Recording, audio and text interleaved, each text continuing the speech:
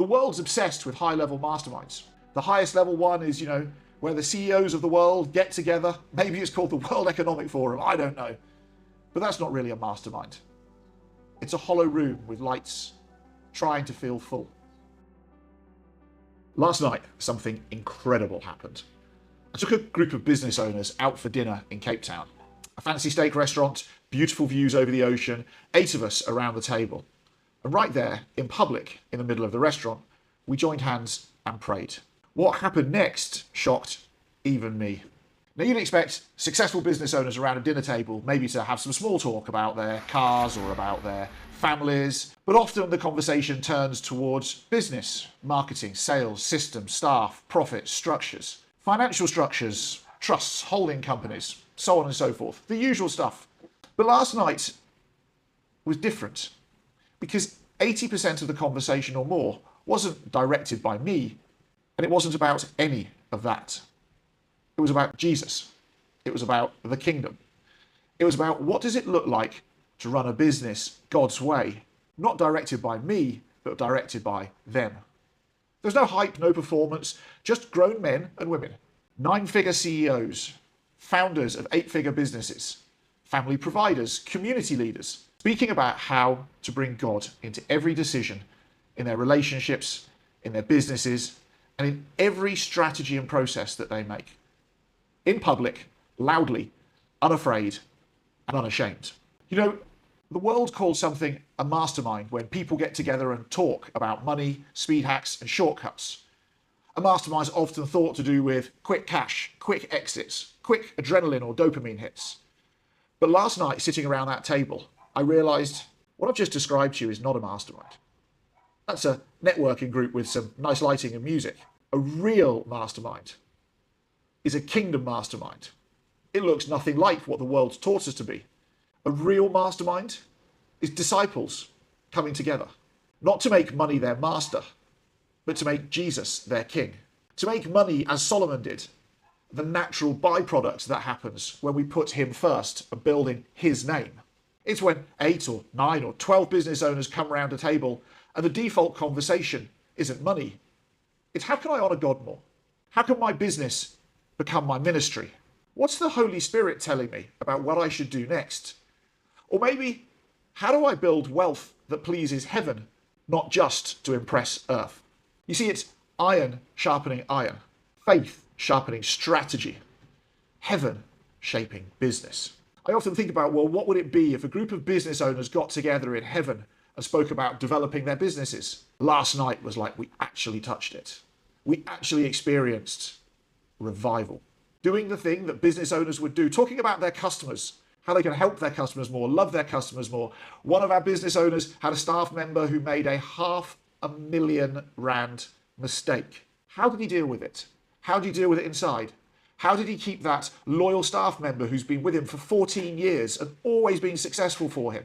How did he keep that person without instantly firing them, in the knowledge that that person has actually made him millions and millions and millions over the years? And this is the only big mistake in 14 years, but nevertheless cost him $500,000. You see, that's a mastermind. It's not the lights, it's not the show, it's not even the business strategy and the quick marketing structure or the quick sales structure or the quick way to do something quickly. Because yes, money loves speed, but wealth loves the kingdom more. And so here's what most people don't realize. Money is a reaction. It's a byproduct. It's not the goal. Money is simply an evidence of value being delivered. Value is an obedience to serving his children better than anybody else in the marketplace does.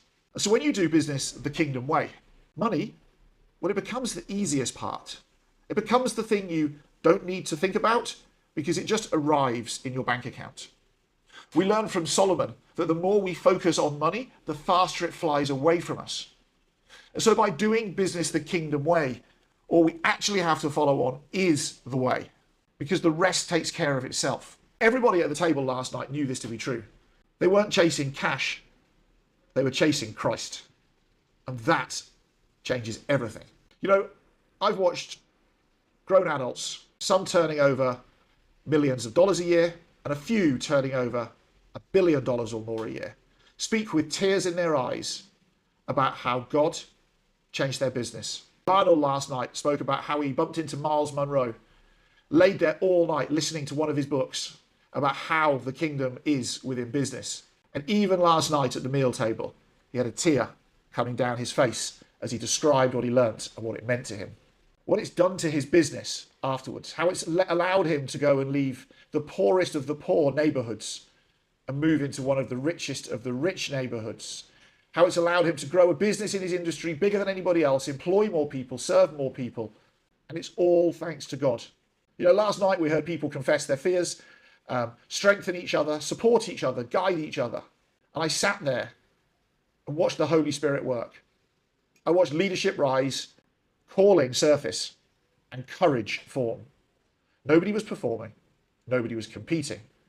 Just brothers and sisters coming together to do the kingdom's work better through their businesses. And that is what revival looks like in business. So let me ask you, do you have people around you who you can talk to more about Jesus than about money in the pursuit of growing a business in his name?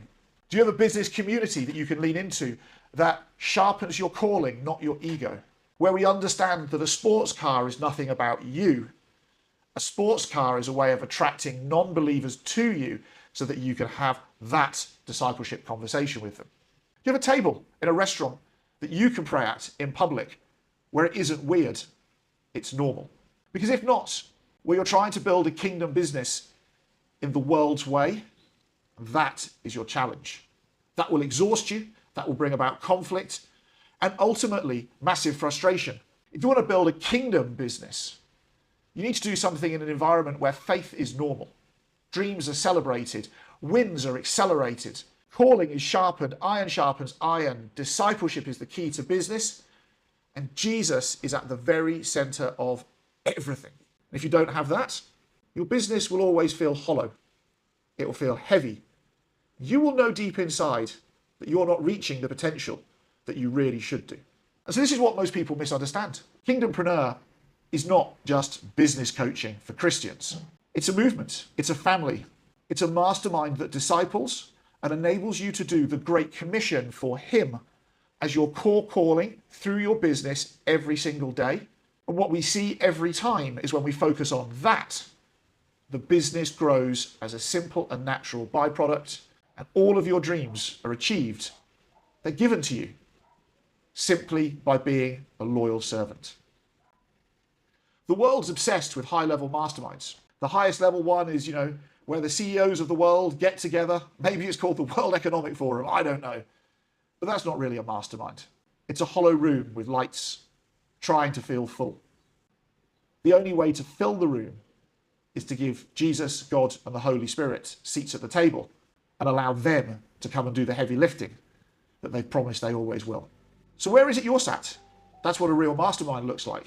No hype, no secrets, no shortcuts, just disciples aligning with heaven, bringing heaven to earth, building businesses that will shape the world in his name forever.